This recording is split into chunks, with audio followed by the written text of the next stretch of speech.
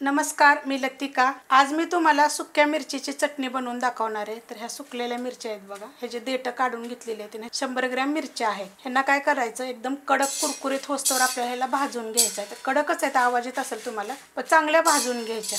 मिरच्या बघा मस्त अशा मी कुरकुरीत होस्तोवर भाजलेल्या आहेत, असा कलर पण याचा छान आलेला आहे। आता ह्या काढून घेऊया। त्याच तव्यामध्ये बघा 1.5 गड्डी लसूण घेतलेला आहे। लसूण थोडासा जास्त घातला तरी चालेल आणि थोडा कमी जरी घातला तरी चालेल। ह्याला पण थोडेसे डाग पडसतर भाजून घेऊया।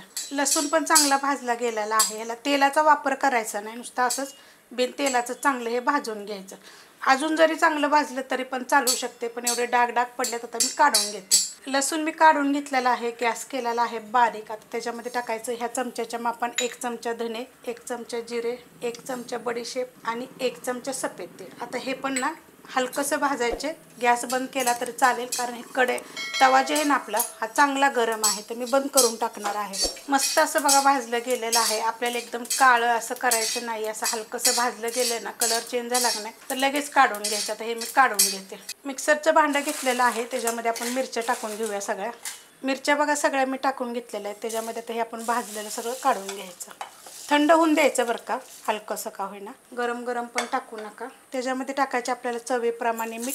मी मोठ्या मिठाचा वापर केलेला आहे, तुम्ही छोटं मीठ वापरलं तरी चालू शकते। आणि त्याच चमच्याच्या मापानं 1 चमचा मी आमचूर पावडर घेतलेली आहे। जर तुम्हाला हवा असेल तर तुम्ही चाट मसाला जरी टाकला तरी चालेल, आणि नसेल तर दोन्ही पण नाही टाकलं तरी चालेल। जसं आमचूर पावडर बी नको नाही टाकले तरी चालेल, किंवा चाट मसाला पण नाही टाकला तरी चालेल। आता ह्यांना मी फिरवून घेते। मस्त असं बघा बंचालो करून मी बारीक करून घेतलेलं अशा पद्धतीत बघा केलेलं आहे। ह्याच्यामध्ये टाकायचं आपल्याला आता हा लसूण, आणि ह्याला सुद्धा आपल्याला काय करायचं, फिरवून घ्यायचे।